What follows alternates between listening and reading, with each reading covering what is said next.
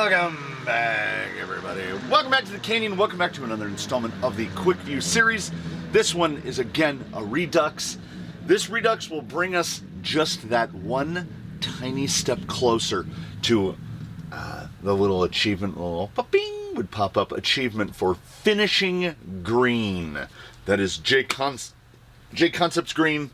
This is the big dog. The 2-2 non-LP Rupture. For those interested, this is a 2-2 LP Rupture. It's just a little bit bigger. Just the tiniest bigger. It's enormous. Because of the release of the LPs, that's why we're actually getting further away. Like LP Hold, Flanking. There's at least two out there that we haven't tested. I believe we've tested every flavor of the Tusk: 393, 419, 475, 525, 575. I think we've got them all except for the 1.0s. So I don't know if we'll ever get to a point where we have literally tested every single thing in green, but every day we inch closer. These are very big. They're near the limit of what the tire sizer will do, sort of. 148, which is 5 11/16, just one step under 5 3/4, and I think they call them 579. They don't mention it on the tire at all. I think they mention it on the web. And 63.5, call it 64 on the width. You can see the big chunk of brass. We have a particularly large rig here called Zoidberg that has Capra axles, has been stretched to the wheelbase of a short course vehicle. It's kind of the only thing that will fit things this enormous. I wish I had a 1.9 Rupture up here, but let's take, for instance, a Canyon Trail. Like, even if you have a vehicle, like if you had like a Traxxas High Trail fitted with 2-2 Tusks, like this, it's big. These are really big, and with that weight in them, they're very heavy as well. 148 by 64. That's a big tire. I bought these initially at the time when 1.9 Ruptures were borderline unobtainium. Online sellers just weren't getting them. These weight pucks are very tricky to get on. So I was like, I will give it a try. I mean, how big could they possibly be? Famous last words have not been said. And then ended up having to build a rig large enough to accommodate them. These knuckle weights are what I would classify as a problem. They don't fit on any hex unless you absolutely muscle them down. The bore in them is too small, so you have to take a socket that's been turned down on the lathe, because if we calipered that, there would be about 0.1 millimeters difference between these two. This won't fit inside there. It won't go. This just barely will. And there's a definite lifespan on sockets that you've turned down on the lathe. They don't last very long. So here's our boy. Wolverine is our class 3 test guy. My goodness. Like, he's covering a lot of real estate.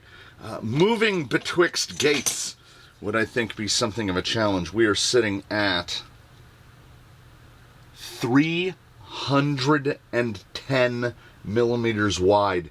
He's close enough to be, he's just over 12.25 inches wide. And with a wheelbase of 340, he's very nearly square. There's a good look at it. It's a big square boy. What are we going to see from the full size, the big boy Rupture today? I'm going to have to guess a lot of stability.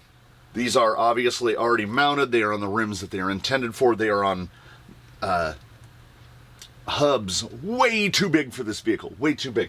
the vehicle that they come off of is somewhat bigger.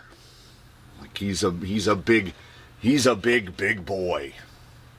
So a lot of weight.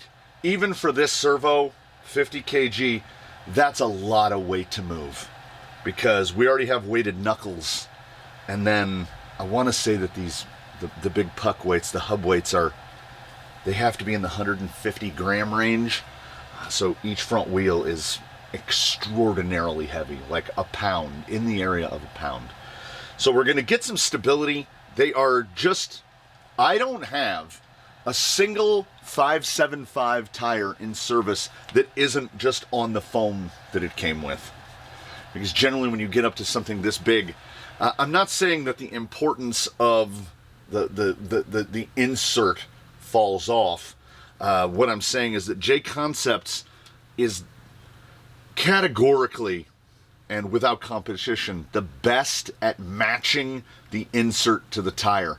We saw it in 22 Ruptures, LP Ruptures. We saw it in 22 LP Scorpios. Even the foam in the Tusk, the LP Tusk. There's one in the full size Tusk. I don't know what it is. JConcepts, that foam, really quite good. And when you get a tire that's this tall, this wide, this big, you'll see there's very little bag out at the bottom.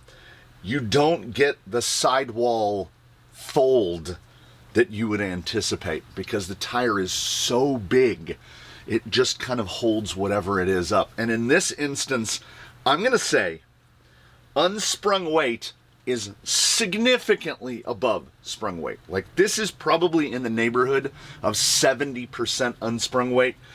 This little kg guy at the top really doesn't weigh that much. Well, let's see. I know about what this weighs. This whole apparatus, not including the axles, is just under 2 pounds, so just under a kilo. He feels really heavy and extremely front heavy. He is 7.7 pounds. That is, come on, cycle. 3,487 grams. Call it 3,500 grams.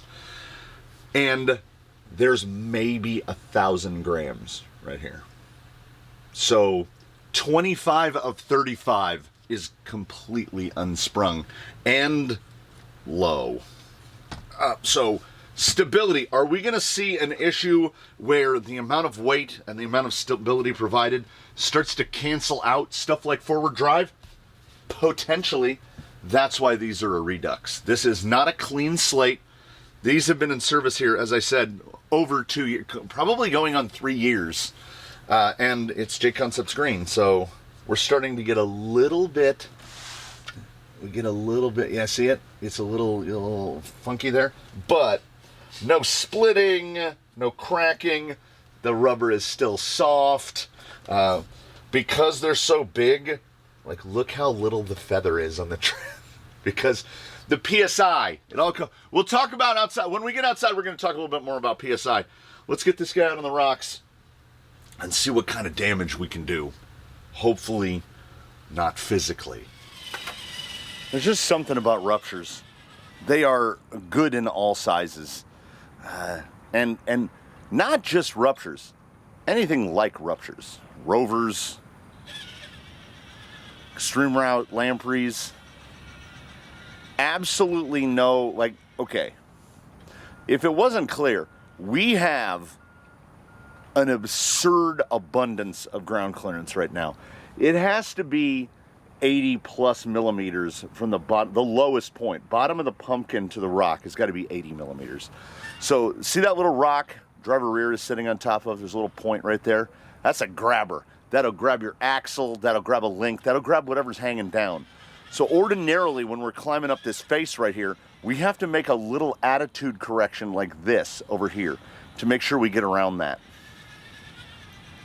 Well, not on these. This is one of those things where the size limitation is foremost. It's all the way at the front. You're not getting this tire on a lot of things.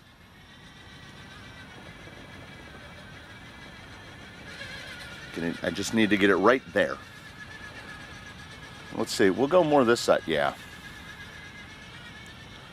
It is, as one would anticipate, it's the rupture level of forward drive, which is forward drive in surplus. Any worries that we were going to trend towards overstable are lost. What we have here is the problem of over width. Nope. We have the opposite of that. There's a little gully in the middle right there, which some vehicles have a hard time getting through because you get stuck in the valley. You get stuck in the bottom of the valley. This is, I'm pretty sure, yeah, has to be. This has to be the widest thing that has been piloted here. 310 track, 340 wheelbase. I mean, right? So what would total length be? If we're talking about a tire that's 148, that'd be 74 centimeters. So we just add 148 to 340. So we're almost 500 millimeters from the end of one tire to the end of the other tire. That's a big rectangle right there. The level of stability, here's the thing. Here's what a rupture can do for you. This thing feels so stable that I feel like you would have to do something very, very stupid to roll it sideways. There's so much weight in the front. We're going to find out over on Tumbledore if you can even swap ends with it.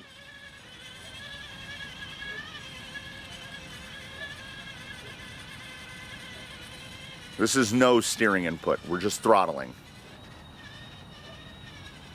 Full lock on the top of the hill. Can't even lift. Oh, there we go. Hey! Full lock. Bound it up. That's, you have to, if you want to roll this, you have to do it on purpose. And speaking of things on purpose, if we're going to be doing something on purpose, it's going to be take it easy, because that is so much rotating mass in the front. The servo and the axle live at risk. Because, oh, okay. So driver rear is just bound. See if we can use some counterweight to get around it. So at 310. Yeah. If you get bound up, you can hurt yourself. And that, oh look at, we are overwhelming it. I just caught it. That's a 3625 in there. Being asked to move 7.7 pounds. Feels effortless in operation. I saw a little bit of hoppy bounce there, which is, it will not lift a wheel. So I want to try to hit this one again. I want to see if I can get it in the same spot. Okay.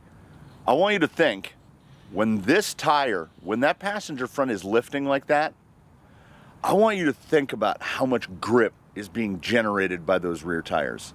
It's like the ground is the one kind of Velcro and the tires are the other side of the Velcro. It's so much, it refuses to slip. This little ability to lift that higher and higher, that is 100% about that rear tire not giving any. It will not slip. And sometimes that complete lack of slip can be problematic. But we know if we go this way and we come around like this, you can choose a line. But what you got to do, you got to be mindful.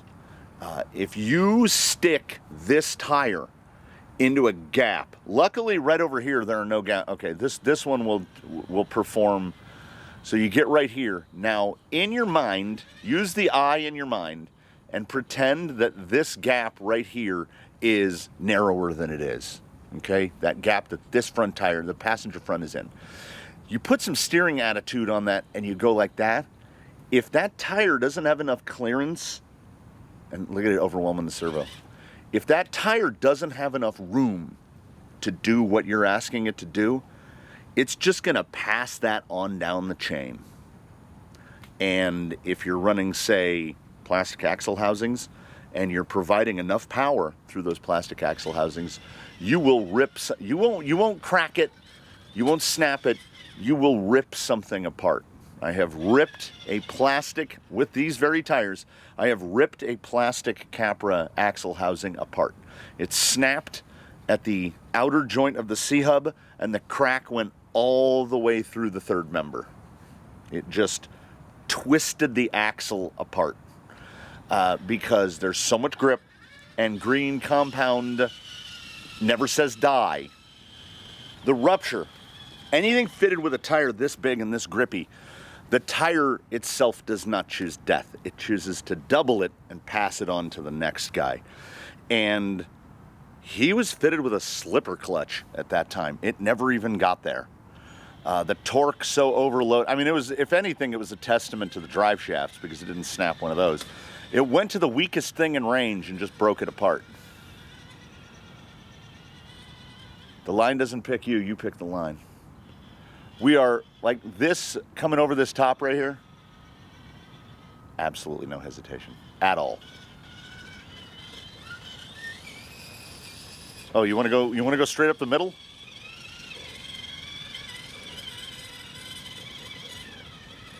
Got the skid on it, pivot it. Ground clearance. Yeah, 80 millimeters under. This is, if not hyper optimized, really close, really close. He's an LP guy. He doesn't ordinarily run big full 575s like this. For the aforementioned reasons, this is how you break stuff. Zoidberg, the daily driver of this tire, is a four-wheel steer rig. And four-wheel steer requires an enhanced level of mindfulness because it will get you into way more trouble than just being over. It is over double. The ability to steer two axles doesn't increase trouble by double. It's more. Let's just, you know what? Let's just straight the face it. I don't know. I don't even know if Zoidberg could do that.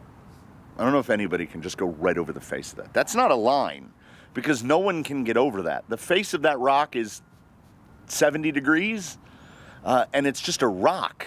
It's just a big chunk of, what do we got? Some feldspar, some granite. It's a rock. It's not a mineral, Marie. That is a rock.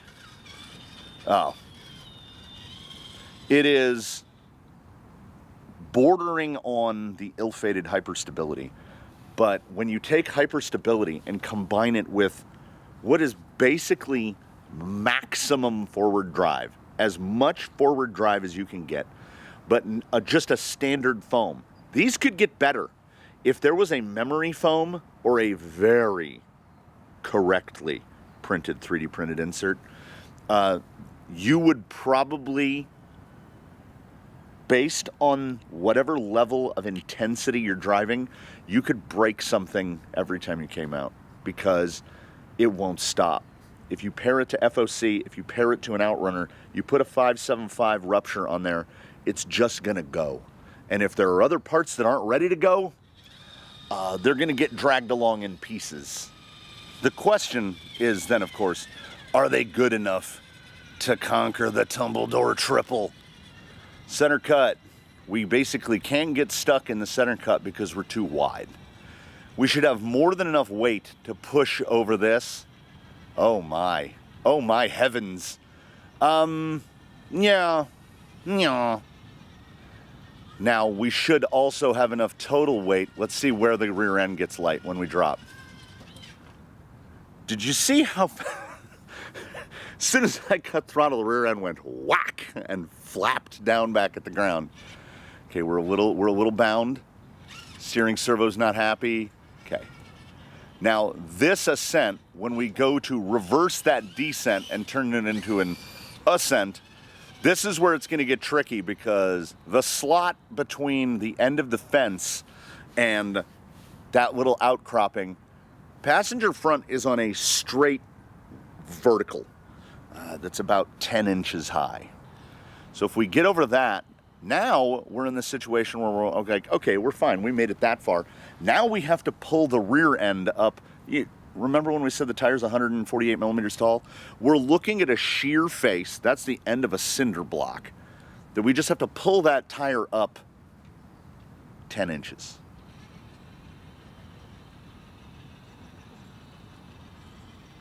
Like that. Then, nobody can drive over that outcrop right there. Because that outcrop sticks up about 3 inches. Straight over it. No lift. Got to the limit of suspension travel there on the way up. Then we go like this, crossed up. Nobody goes over the top of that because that is about 8 inches tall. Okay. The trick of it is do all 3 without moving. I don't want to get up. Oh man, that spot right there is trouble for everybody, but not for this. Ooh, we're back in a bad spot. The weight of the wheel overwhelmed the steering here before. There we go, slide it by. Maybe don't put so much steer angle in when you're descending under no power. Yoop.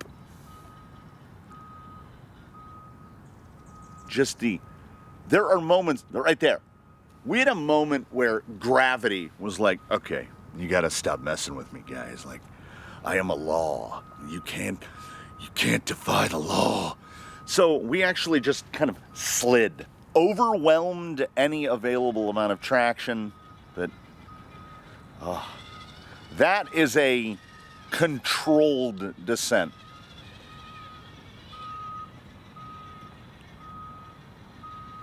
Okay, we're hanging way too far right. I had to get the wheel unbound there from the steering. Okay, are we wide enough to just make this slot non-existent? I'm gonna learn to drive this from where we're sitting. I'm seated directly behind the camera, so I'm driving at a 90-degree angle to myself. It's not great, but this is how we learn. There's a pure vertical wall driver rear is on. I need to get to one side of it or the other. I'm getting real rude with the power. How is that not fallen? I think we're just out in the hanging in the open.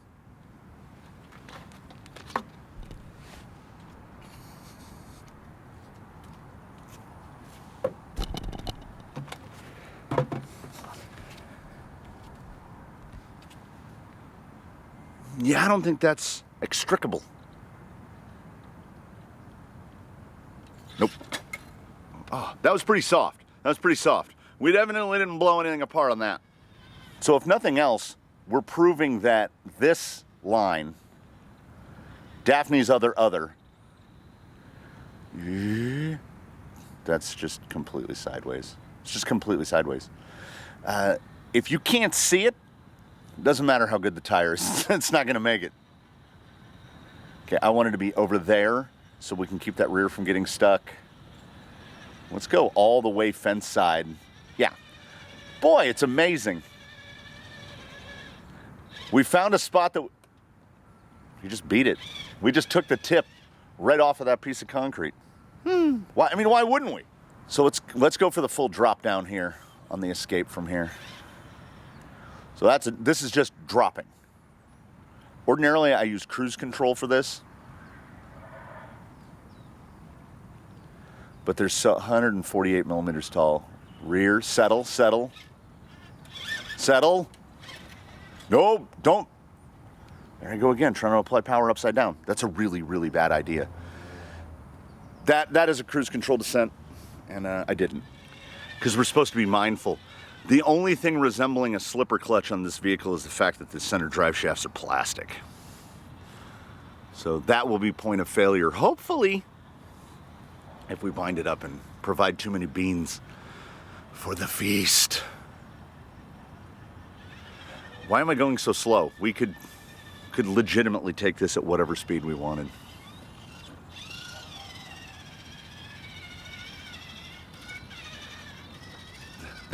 Did you hear the motor? The motor goes, yeah, that's, trouble lives there. Turning circle is amazingly good for how big these are and how heavy they are and how they are absolutely bullying the servo around. The servo is not in control. The wheels are in control. Yeah, again, why am I entering so slow?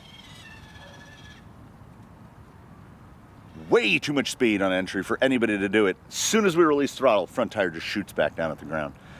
And then when you get that bind right there, let's try to do it as bad as we can.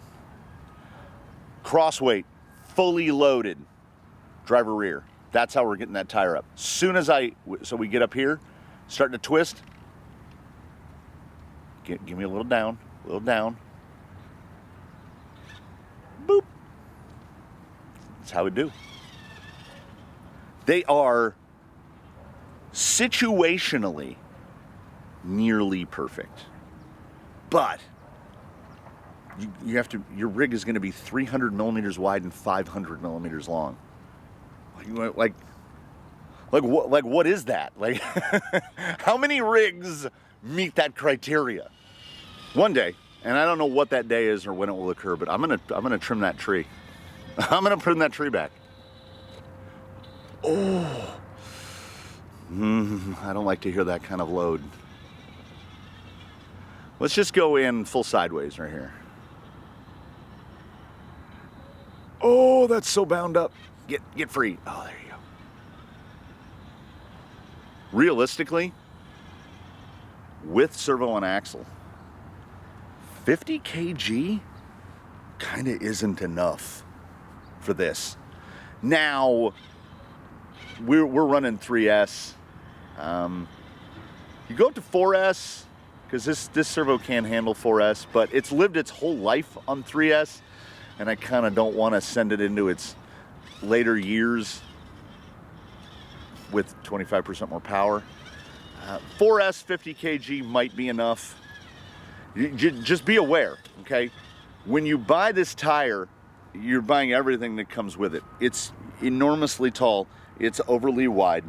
It is almost grippy enough to do damage. You're gonna need big servo on your big rig to do big things, because when it gets into its environment, the movements are almost effortless. Okay, servo right there, out of the game.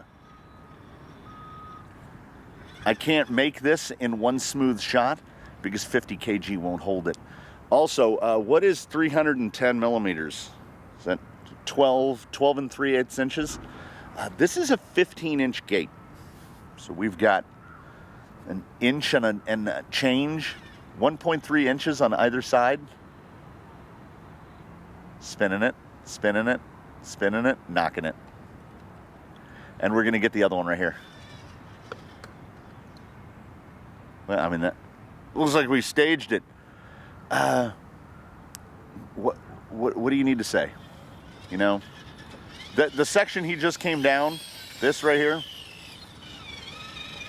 you know, which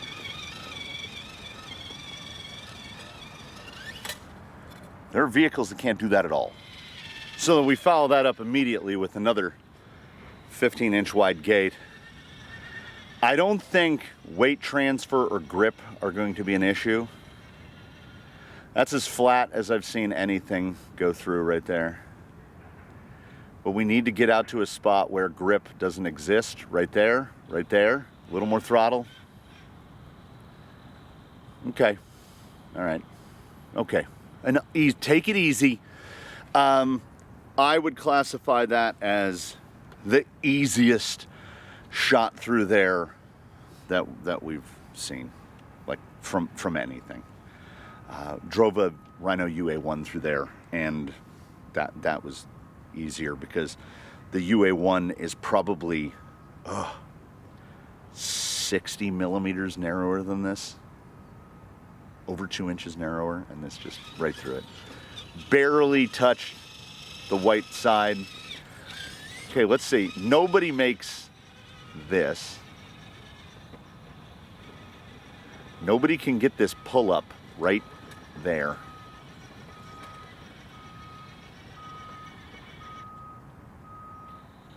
Will that keep it down? Okay, I guess it will. The steering servo is effectively overwhelmed at times. It's trying its absolute best. That servo, for clarification, for those not aware, that was Baseline, the Class 2 test rigs vehicle. His servo for probably 700 hours, maybe a little more, and then went into service in a couple other vehicles and finally landed in Wolverine. There is at least 1,000 hours of use on that servo. I'm not saying its best days are behind it. I'm just saying 50 kg would be followed with a question mark, and it cannot muscle those front tires around. In a discussion of perceived torque versus delivered torque, the perceived torque here feels like it's been reduced by about half. That 50 kg feels like a 25, because your brain over time will shut off that size recognition and it will just go, oh, well, I just, maybe it's closer to the camera than we think it is. He's not small, he's far away. Maybe he's not big, he's just too close to the camera, because you think, he's just a really big UTB 18, right? Okay, there's a left side and a right side to the ascent at Daphne's Third, or there's the 575 Wolverine line, which is straight up the middle, because he's big enough to bridge both sides. So can we even create a soft side? Oh, sure. Soft side, come back down. No stability on the descent. Let's go dummy wide this side, right there. No thing can get over that lip. Unless we bump it. Okay. So there's a thing that nobody can do, because we have a combination here. All the factors have combined. I'm actually surprised to see a little. We got a little lug chatter there, right there. Like for just real slow. For just a moment, we get a any increased amount of throttle.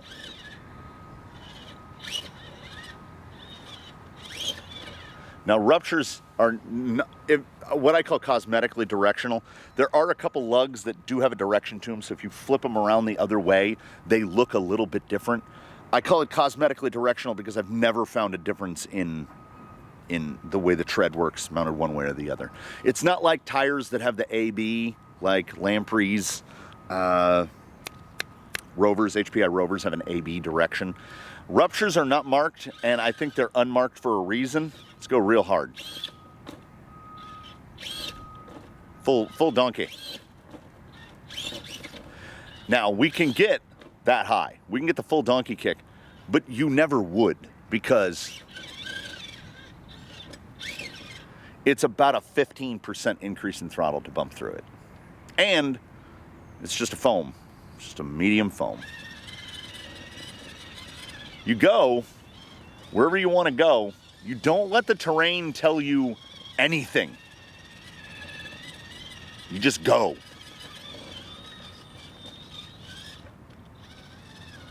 Couldn't, right? All that weight in the front. Handstand out of it. You have to get real stupid.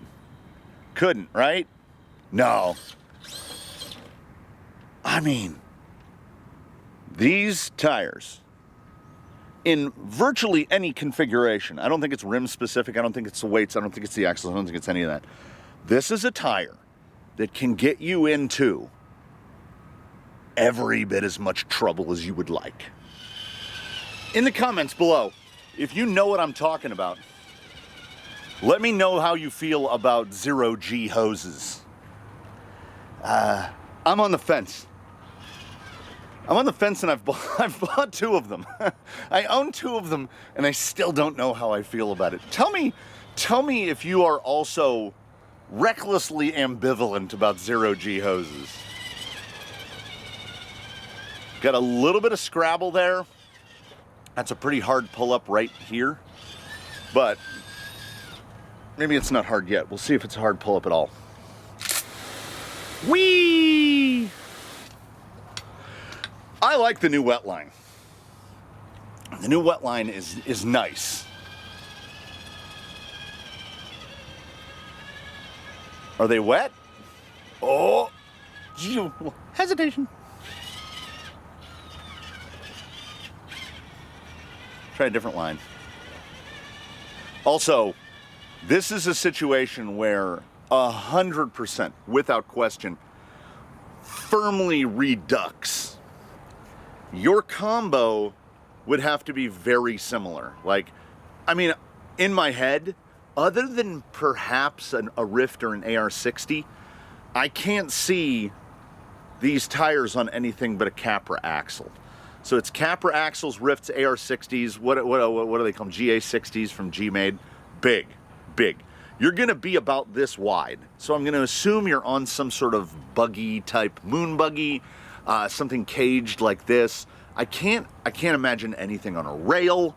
There's a lot of things I can't imagine pairing with a full-size 575 Rupture. Like, I mean, I don't know, maybe you found a new bright, massive Corvette or Jeep or something and you're gonna build it into that. Then it would look weird, right? So the 575 Rupture, and we're gonna break it down. The 575 Rupture, the big boy, the biggest of dogs, the full-size guy. Oh, we can't leave it like that. That servo just fully loaded. Let's right there. There we go. The 575 Rupture has what I would call an intrinsic weakness. That weakness is enormity. It's just so big. I'm gonna go ahead and say it's a 98. In the Redux fashion, it's a 98. Realistically, I think if you put this on whatever, fitted with whatever, I can't imagine a situation where the performance of this is below a 97. You are up in the upper echelon of performance for this, and the exchange that you're making for that upper echelon of performance is fitment. Fitment and a grip level so high that it is the tire with which I have broken the most parts. And and if we're talking about Ruptures as a clan, if we're talking about 1.9s, 2.2 LPs, and the full blast 2.2 Ruptures, they are without question the tire that I have broken the most parts with, because they will grip and they will go. And as I said earlier, if you provide them with FOC or you provide them with strong outrunner power, they will not stop. They will continue moving forward until something gives way. Either the terrain is going to give way or a part of your vehicle is going to give way. And more often than not, it is the latter. I have snapped drive pins, I have snapped drive shafts, I have snapped ring gears, I've snapped the pins. I've took a vehicle apart to service it, and one of the screws in the third member, in the carrier, in the spool, the head was just rattling around inside the third member. Had I not just, for whatever reason, taken that apart, I can all but guarantee that at some point the head of that screw would have found its way between the ring and the pinion, and there would have been a beautiful popping sound from the rear end of that vehicle, and that would have been the end of that. It was also what we used to snap a plastic Capra axle housing in twain. So know your risks and know your responsibilities. You're going to need 50 kg is basically not enough. I run 50 kgs on Zoidberg, but he runs 2 of them. Yes, he runs 2 of them.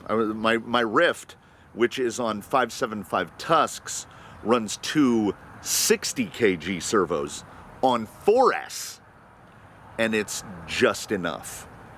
So when you get into the big stuff, be prepared. There is a chance you're gonna twist, like his little, the slider piece in the middle of the drive shafts, those won't be quite as smooth as they were before we started this test. They will have a little bit of a twist in them, because at some point, there were a couple points where a rear tire was bound a little and it was like torque, and the first thing that's gonna bend before it breaks are those drive shafts. So take it all into consideration, knowing that getting more grip is tough. Why would these be a 98 if I call the Panther Cougar a 99? Because the Panther Cougar is smooth, precise, amazing. and will fit on more things. Everything comes into consideration in a Redux. But even if we sub-optimize the wheels, if we do all of that stuff, it's a 97, and it's a 98 today. So that's how that works in a Redux. The 575 Rupture, it's not for everyone because not everyone can fit it. A lot of people can't fit it. But if you can, it kind of really falls into the same category as the Cougar. If you can fit it, get it. Build a rig to hold those tires and then be like, hey everybody, watch this. Speaking of everybody, I'd like to thank you so much for joining us here in the Canyon today. I look forward to seeing you in the next one. In between now and when we meet again, please, one and all, do your very best to have a good one, everybody. And in before that time, 0G hoses. Don't forget it. Like what do we think? I don't know. It was the cheapest 25-footer I could buy, so I bought it. I don't know if I like it. What am I gonna do? I have it now.